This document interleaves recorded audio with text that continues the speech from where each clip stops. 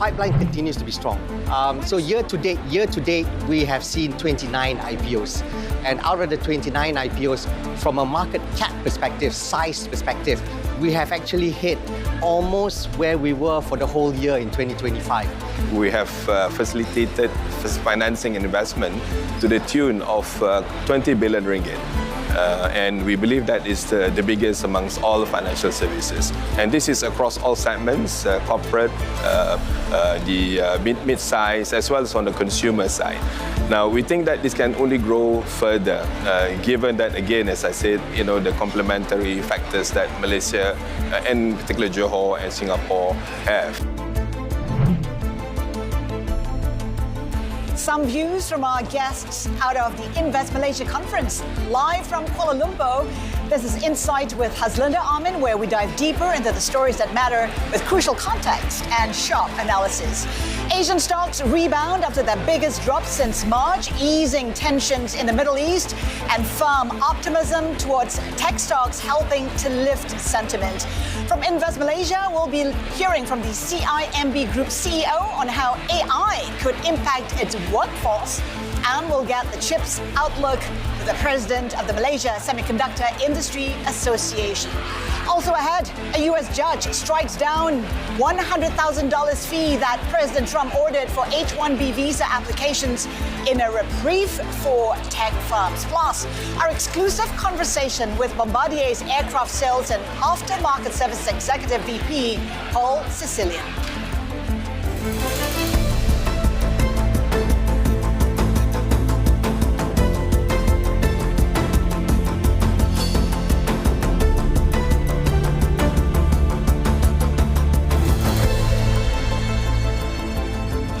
Our top story today, a cautious recovery in regional tech stocks. Gains are being dominated by the biggest names in Asian tech, while China and ASEAN are much more muted. In EMFX, US yields are keeping inflation concerns at the center of investor attention. For more, let's bring in Bloomberg Markets reporter Anthony Stevenson. Anthony, tech stocks bouncing, but the recovery is pretty muted. What's changed in this AI narrative? From what I know, it hasn't changed at all. Well, the froth has come off significantly, right? We are in a risk management week. We have facing down the US CPI on Wednesday. So what are people buying after risk managing down yesterday on what is recovering? It's the really big cap tech. So you see Tencent leading for the first time in a very long time. Samsung, Hynix, TSMC, these names are quite strong. And that's flattering the MSCI Asia Pacific Index, which looks quite strong. But actually under the hood, a lot of the more speculative themes are really blowing off. So, for example, you see robotics in China and in Korea down quite sharply, actually, including the names that were boosted by Jensen Huang. Also, pure play AI names in Hong Kong are struggling, like Jipu and Minimax. So there's real dichotomy here. People are taking shelter in the more liquid, large cap tech plays, given that the story is much better understood there. The trajectory for growth is much better understood. The cash flows and the earnings are much better understood. And you definitely see this kind of flight to safety inside the AI trade. But whether the AI trade continues to be the primary driver of Asian equity markets is indisputable. It's the only trade in markets, and it's the only thing people are willing to buy on any recovery. Anthony, even as we look towards AI, we're keeping an eye on U.S. yields. They're higher, impacting EMFX pretty much. How is FX trading across Asia today? EMFX is much more rooted in the real world, in the human world that requires oil, right? And inflation is a much bigger factor there. Now, you saw yesterday concerns around the oil market alleviated somewhat as Iran and Israel both stopped firing at each other, but yields still tracked higher on the 10-year in the US and also in the short-end rates. So markets are starting to price a rate hike path in the US, and that changes the narrative materially for EMFX. And it's very instructive to see what is outperforming and what is underperforming in EMFX. The Korean won is significantly stronger than everything else in EMFX, and that's only because the government has taken extraordinary measures to control weakness in the won. They've called up FX operators, including banks and funds. The NPS has started actively hedging the FX, its FX holdings. So these are the kind of things that you need to stem a currency rout. Now, ASEAN has not seen that level of action outside the Indonesians kind of clarifying their export controls. These are the kind of measures that will draw a line under EMFX, and we have not seen that yet. And one possible reason for that is policymakers want to see this US CPI print on Wednesday before they commit to doing anything, because intervention, as we have seen from Japan and India, is running very expensive these days. The Malaysian ringgit, as your guests have touched on, is a special case. It was a safe haven for the longest time because of the AI narrative, very similar to the Thai baht. But in the recent days, it started to buckle under the pressure of a stronger US dollar and these higher US rates. So we will see how that plays out as the AI narrative in Malaysia confronts the stronger US dollar. The big question is, what is fair value for the Malaysian ringgit? Bloomberg Markets reporter Anthony Stevens, thank you so much for that. My next guest runs Malaysia's second largest bank and the fifth largest banking group by assets in Southeast Asia. Joining us exclusively here at the Invest Malaysia conference is Novan Amirudin, Group CEO at CIMB Group. Novan, good to have you with us. We talked about the Malaysian ringgit. What is fair value? I mean, you know, it started the year really, really strong, and now we're seeing some weakness. Is there reason for concern? Well, the ringgit is currently performing at one of its strongest levels over the last 5 years. And our house view is that it's going to remain stable at these levels, over the next 12 months. And the reason is because, it's supported by very strong fundamentals, improving fiscal position, employment, which then drives strong domestic consumption. And on the capital market side, we've seen a lot of strong capital market activity, a lot of strong capital flows, whether is it both on the fixed income or on the equity side. The new reforms that are being put in place on the capital market side, which is My Value Up, which is meant to increase the size of Malaysian capital markets over the next few years. I think when we put all this together, the fundamentals remain very strong to support the ringgit where it currently is. So our house view is that ringgit is going to be stable. So resilience in the currency, resilience in the economy, but of course the Prime Minister has talked about a possible election coming right up, possibly even this year. I'm just wondering, could that hinder the ride that Malaysia is having right now? Political uncertainty is always an issue for the market. Well, Malaysia has proven consistently over the last few years to be able to put any differences aside and work together for the better of the country. We have seen that played out over the last few years where the fiscal situation was improved. Fuel subsidies that has been long discussed, it's now backed by a system, first in the world implementation called Bodi 95, data-driven, system-driven to make sure that subsidies are administered properly. And CIMB had the benefit and privilege of working with the government directly on that. With regards to private investments, last year saw the highest ever approved investments into the country. We at CIMB are seeing the flows of that. We're also mobilizing a lot of capital, whether it's financing, loans or bonds to support that. And then on the capital market side also, the My Value Up program that's being introduced by the regulators, which will put a lot more accountability to commit to shareholder return targets. That will then drive a different way of competition among Malaysian listed companies. When you put all that together and the fact that Malaysians have consistently proven to be able to work together, for the benefit of the country, and we've seen that, there are very positive signs ahead for the country. And the big discussion as well among banks is actually AI, how companies are investing and how that's impacting the business. Talk to us about how you're investing in AI, how the company might look like in 2 to 3 years, and how you're thinking about manpower. I know those are 3 big questions.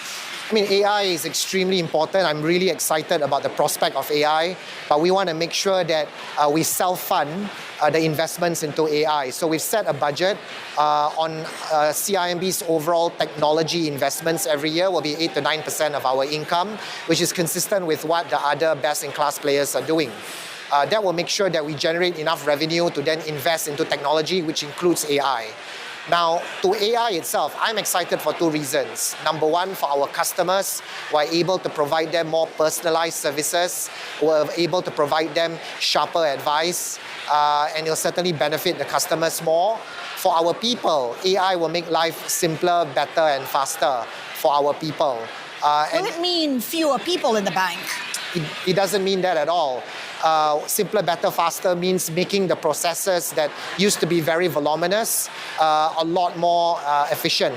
Banks, have growing requirements, whether is it regulatory requirements, compliance requirements, to make sure that we keep things safe for our customers.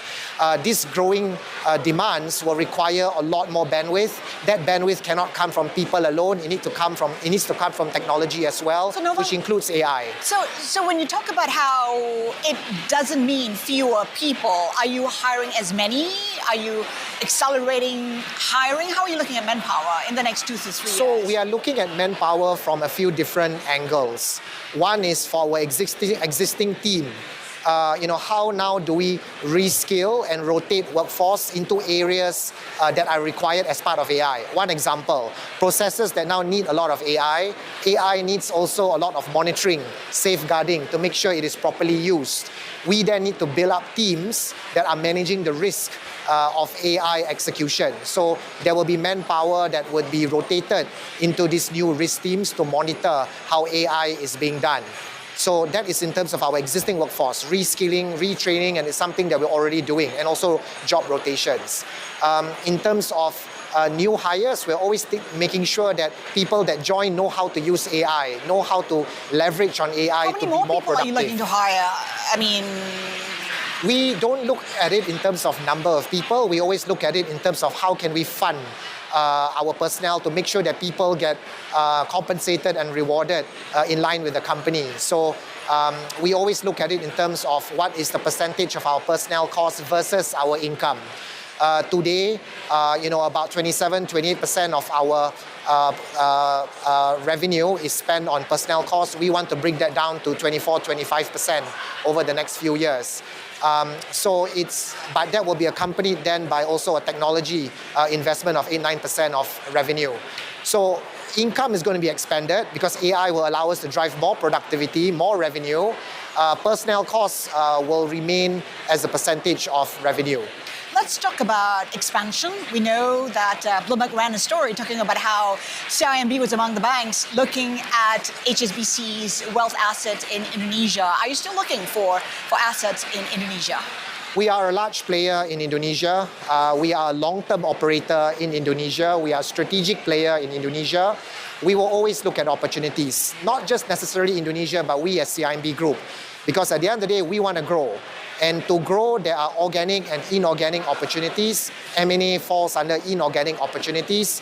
If it provides better shareholder returns for us to grow via M&A, either buying capabilities faster rather than growing it organically, it is something that we will always evaluate and execute if that makes sense for our stakeholders. So what might make sense in Indonesia? You are looking for wealth assets.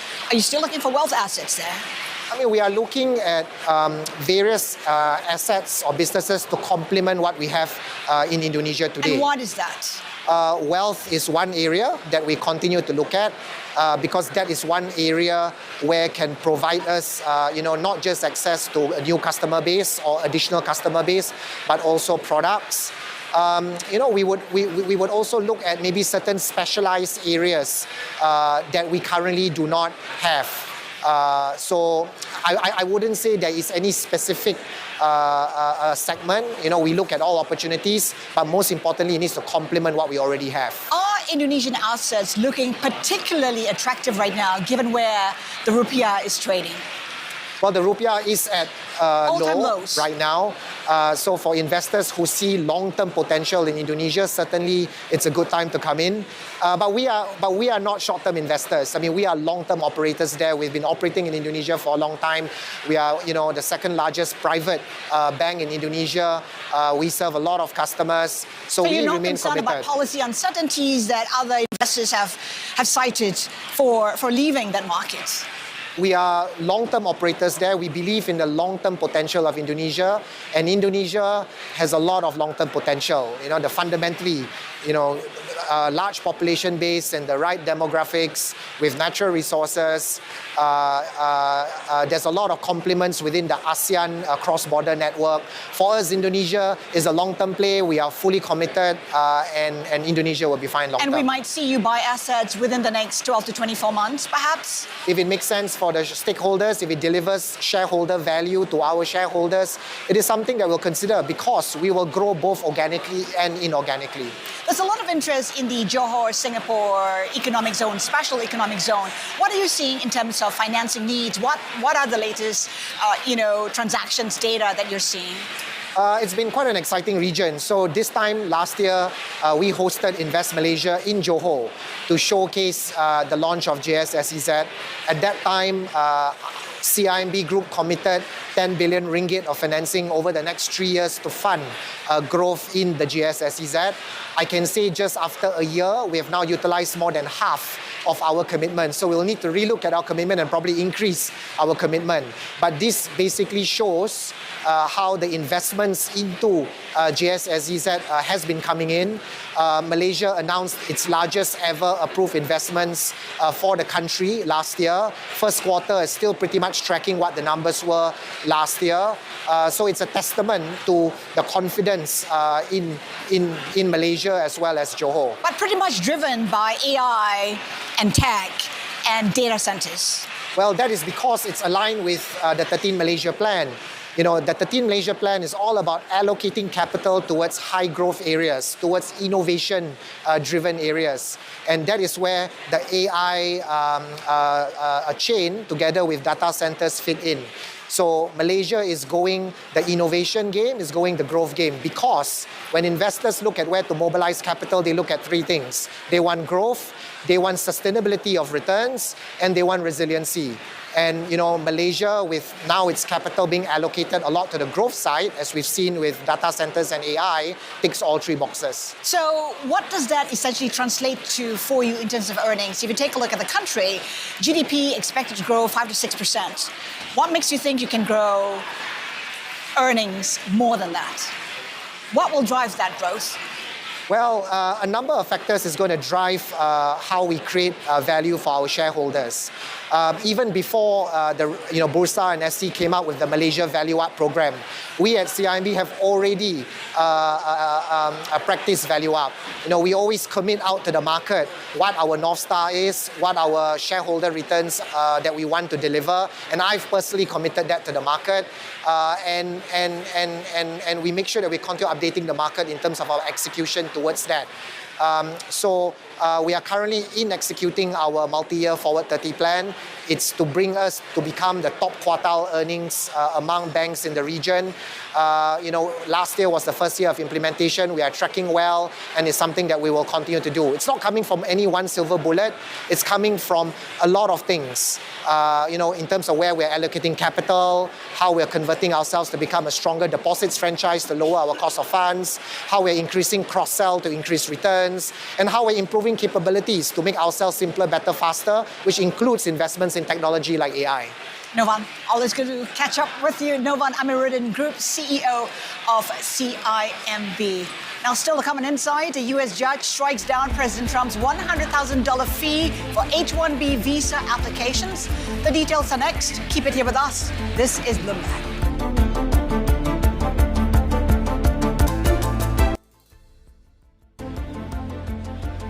Welcome back. You're watching Insight, coming to you live from the Invest Malaysia conference here in Kuala Lumpur. A U.S. judge has struck down President Trump's $100,000 fee for H-1B visa applications, calling it an unlawful tax. The judge sided with California and 19 other states that sued to block the fee, arguing it exceeded the president's authority and would harm key public sectors. The H-1B visa program is a cornerstone of employment-based immigration, and the ruling is a reprieve for tech companies that rely on skilled foreign workers. The administration says it plans to appeal the decision. Let's get more with Bloomberg South Asia tech reporter Sankap Partial. And Sankap, what does this necessarily mean for IT outsourcers? Suddenly good news. Definitely. It's a positive for Indian IT companies which have long relied on the H-1B program to send engineers and developers to the US for major client projects. This is certainly a welcome development for them. Give us a sense of how much these Indian companies lean on the H-1B visa program. The companies have been using this program for decades to send developers to the US, but the COVID pandemic proved that much of the work could be done away from US shores. And during the first term of Donald Trump, there were similar anti-immigration measures. And so the companies have gradually reduced their reliance on these visas. It, however, remains an important tool to send Indian engineers abroad. And even for US tech companies, it remains an important program to recruit from US universities and bring in Indian engineering talent. Sankap, you'd imagine that Indian companies are also reassessing their reliance on the H-1B visa program, and just, give us a sense of what's changed in terms of their hiring and where they place talent right now. So they still apply for a few thousand visas, and they still send engineers and developers to the US. But over the years, they've opened these innovation hubs across various US states. They hire a lot of local talent. That has led them to reduce their dependence on flying their staffers from here to major client projects in the US.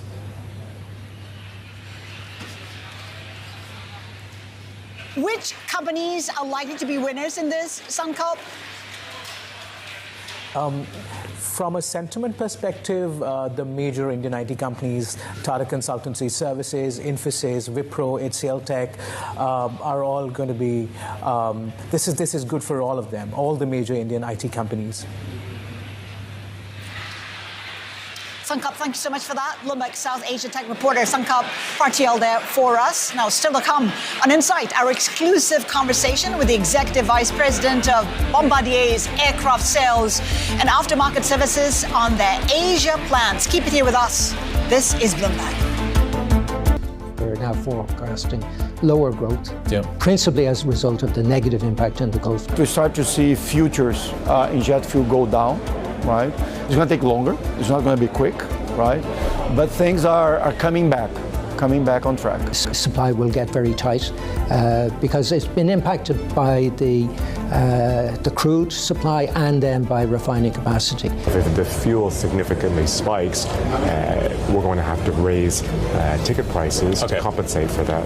We are finding that our consumer has an insatiable appetite for premium experiences. Time will tell. It depends on what's happening with the economy, what happens with oil prices. We've also seen the high fuel doesn't last forever, so it will come down. The question is when, and we can organize ourselves to kind of meet that glide slope down of fuel price to restore profitability. So whether it returns to where it was last year or if it stays higher for longer, we can organize ourselves, and the uncertainty is much less than one might imagine.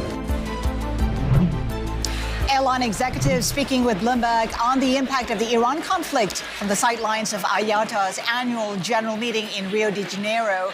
In other news, Bombardier says it will nearly double its Singapore service footprint. The Canadian business jet manufacturer plans to expand its service center to the tune of about $78 million. The building will include aircraft hangars as well as a component repair and overhaul facility.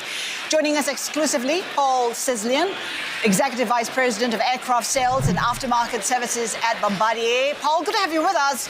Talk to us about why this fresh investment makes sense, why it's logical for Bombardier.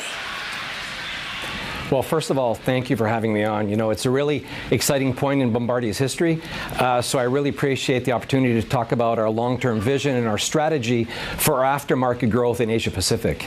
Your question of why, well, it's all about continued growth, right? And if you think about our Asia-Pacific market, it's a very, very important market for Bombardier. But when I say continued growth, we started this journey back in 2014 with our first service center in Singapore, 80,000 square foot facility. In 2022, that grew to 250,000 square feet. The demand was so high. So we tripled the space we have. And what we're announcing today is actually this groundbreaking this afternoon is an addition of another 250,000 square feet. So basically going from 80,000 square feet to 500,000 square feet of capacity or capability within a 14-year period. And that's all about taking care of our customers. So it's not just about having space for the aircraft that are coming into the region or the growth in utilization. It's about offering a premium service to our customers. It's having a fully encompassed ecosystem of services where they can come in and have a one-stop shop, and we make it easy for them to not only buy the aircraft, but also for use them for many, many years to come.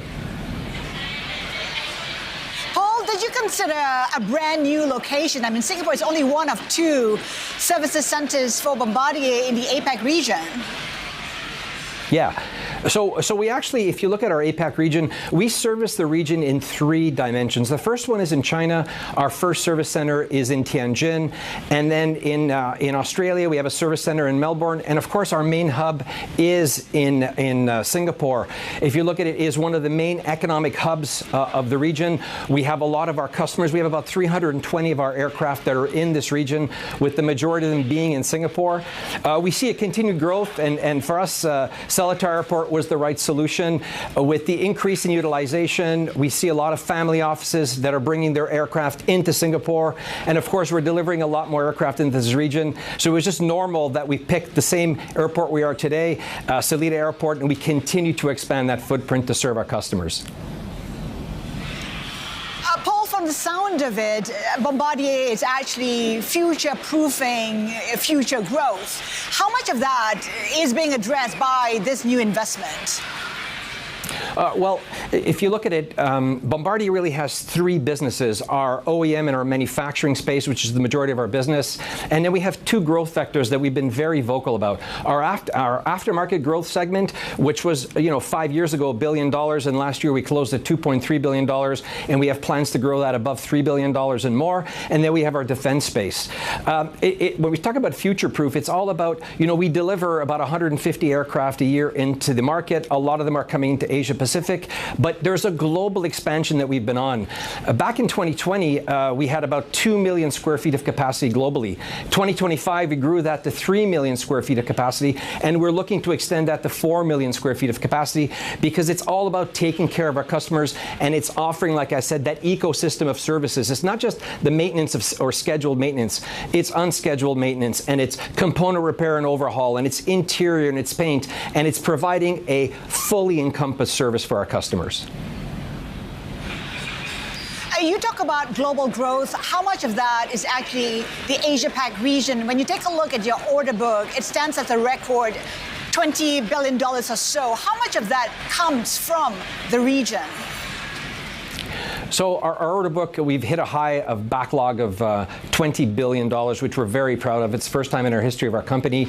The Asia-Pacific region accounts for 7 to 10% of that, if you look at the historical order book and in terms of the service that we provide here. And we're looking to grow that, of course. There's a lot of demand that's coming out of the region. Of course, the aircraft that are coming into Asia-Pacific are our large, market flagship Global 5500, 6500, and of course now the market leader Global 8000. So we need more footprint, and we need to make sure we can quickly access that footprint to service our customers. The question really, Paul, where is that growth coming from? Are we talking about, high net worth individuals who want their jets and hence the services? Or are we talking about companies which also charter out their jets? Where is growth coming from? Yeah, if you look at our market segments, they've traditionally been split fairly equally, where we have high net worth individuals, we have Fortune 500 companies, we have fleets and fractionals, and then we have retail and defense. If you look at the main 3 segments, they're about 30% each. So, high net worth individuals and retail, about 30%, fleets and fractionals, 30%, and of course the Fortune 500s, 30%. So it's fairly equal, and we're seeing that equal spread in the Asia-Pacific region as well. Talk about the perennial issues within the industry. It is about supply chain disruptions, about deliveries. We know that you've targeted about, 157 aircraft deliveries this year. Almost halfway through the year, where are you with that? So, I mean, we're right on track for our deliveries. We had a very, very strong Q1. If you look at our delivery profile, it's always the same. We're a little more back-ended into the second half of the year. You know, there have been supply chain issues that the industry has to deal with. I think we did something a bit different back in 2020 when most companies were actually retrenching in terms of supply chain presence. We actually did the opposite. We doubled down into the supply chain, and we invested a huge amount of, you know, financial and human capital, not only into our tier 1s, but our tier 2 and our tier 3 suppliers, to make sure we understood how we keep them active, what we understood where the bottlenecks were, so that when the growth did come back, we would make sure that we had the sustainable supply chain. Now, of course, are there still some issues? Yes, there are certain suppliers with some issues, but we're dealing them, I think, very, very well, and we've been very successful with it. The question is how resilient your supply chains have been amid the Iran war. Are you seeing any disruption along the way?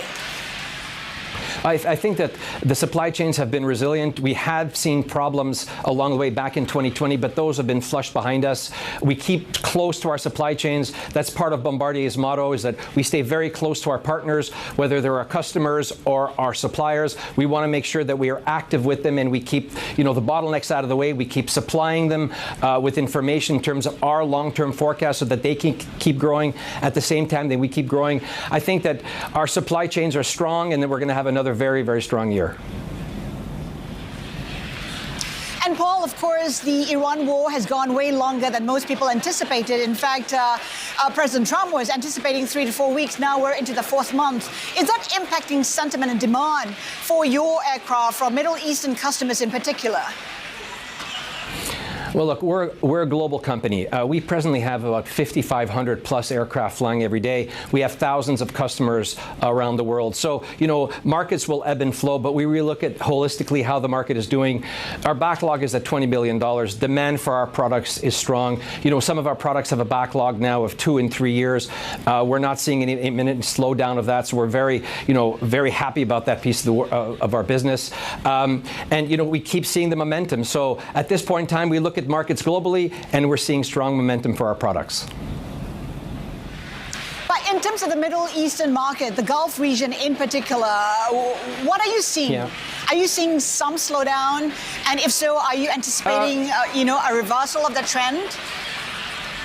So, you know, I don't know if there's going to be a reversal of the trend or not. We're not seeing that much slowdown. There's still a lot of activity in the Middle East. Of course, there was a bit of a slowdown, but we're seeing that picking back up. I was actually just with our Middle Eastern sales team last week. They're seeing a lot of demand. You know, the buoyancy is there. Of course, people are being careful, but we're seeing the resurgence of the demand in the Middle East.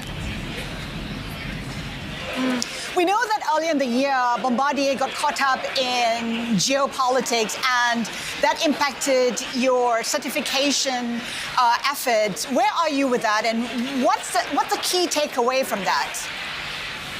Well, I think you're talking about the political situation between our competitor and the Canadian government. I think that there's a process within Canada that has to be followed with Transport Canada.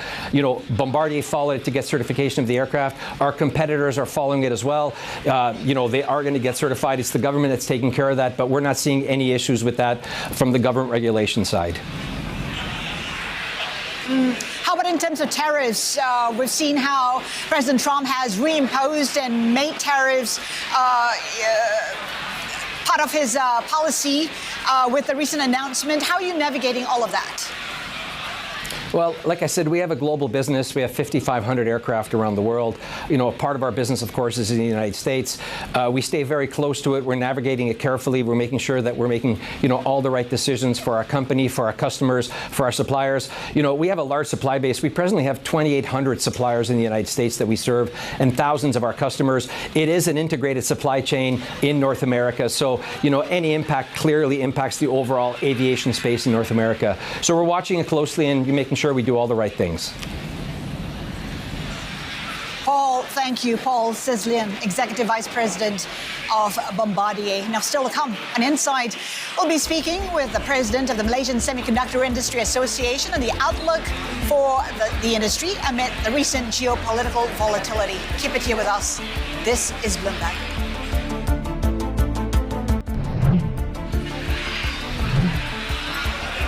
Welcome back. You're watching Insight, coming to you live from the Invest Malaysia conference in Kuala Lumpur. Malaysian Prime Minister Anwar Ibrahim is on a 3-day visit to Tokyo for talks with his Japanese counterpart, Senai Takaichi. Talks are expected to include areas such as tech and energy resilience. It comes at a time when Kuala Lumpur is looking to solidify its role as a neutral tech haven as the semiconductor industry undergoes a transformation. In a world where technology drives economies and geopolitics shape supply chains, Malaysia stands at the crossroads of the global semiconductor industry. As a hub for assembly, testing, and packaging, the nation has weathered storms of tariffs, export controls, and shifting trade alliances. Let's get insights from Wong, President of the Malaysia Semiconductor Industry Association. Siew, good to have you with us. So the PM is in Japan. What can be expected? What are you hoping to see? I mean, can we see Japanese investments in tech in Malaysia? You know, Japan is not so much talked about in the semiconductor industry because we tend to talk about the US, Taiwan, and China, and so on. But Japan actually, in my opinion, is an indispensable semiconductor hub. And they are producing many semiconductor equipments like dicing, bonders, and so on. Not only that, they have a capture of materials like a photoresist of 70-75%, ABF film of about 95%, and mask of 100%. So they are in control of the market. So I see that there is a real opportunity to bring technology companies from Japan to Malaysia. But what exactly, chain. What technology would benefit Malaysia in a big way?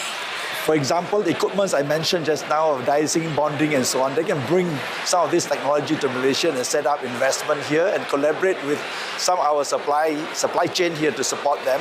And also some of the materials that they have that is of high value.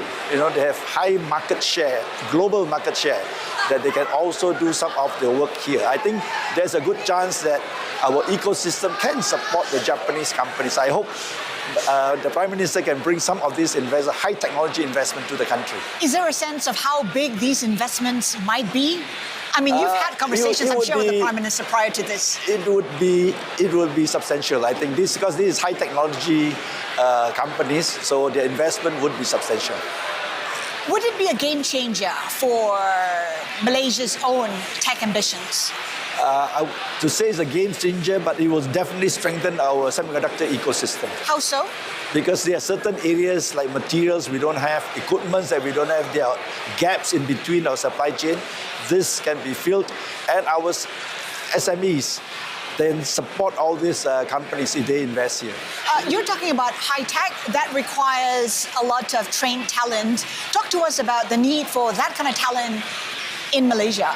Okay, in terms of equipment, we have a lot of talent in equipment because we have years of experience when semiconductor keep upgrading their technology. Our Malaysian companies kept up with the technology. So equipment-wise, they have. But materials, we don't really have. So if we can attract them, then we can build another another group of talents that can support materials development. There's been a lot of focus on the supply chain disruptions as a result of the Iran war, which is now into the 4th month. How is it impacting the chip supply chain and Malaysia?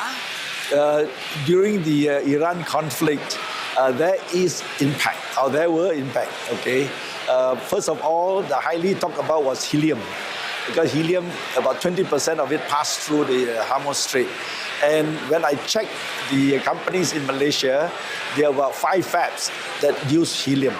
The rest of the semiconductor, they don't actually use the helium, so they are not really affected. However, they have inventory. You know, during the geopolitical conflict, the just-in-time way of doing supply chain management is now become just in case. So they have supply chain inventory to support that helium for a few months.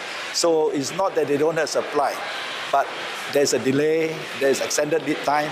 However, they have to look for different suppliers, and they have it from the US, from Canada, and so on. The only issue is price of helium has gone up. So the same thing with all the other industrial chemicals and the other materials that are needed. Basically, cost has gone up, and lead time has gone up, but it didn't stop production. Everything kept going.